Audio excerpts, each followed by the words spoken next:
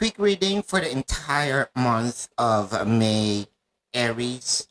Your cards are the Four of Cups, the Knight of Pentacles, and the Nine of Pentacles.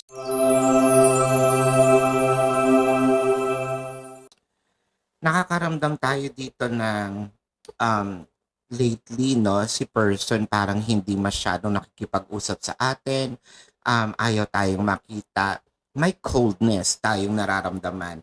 Pero kasi with the Knight of Pentacles, hindi naman siya nakipag-separate, no? Mararamdaman mo pa rin yung presence ni person, nandiyan pa rin. Ayaw lang makipag-engage.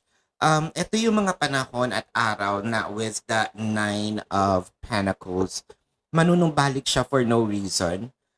Sabihin natin medyo tinamad si person, medyo may pagka tinopak si person ng mga araw na yon.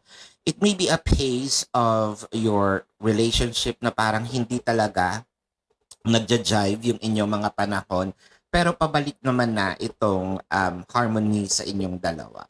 This is your quick reading for the months of May of 2026, Aries. My name is Daphne, but spirit calls me bye bye.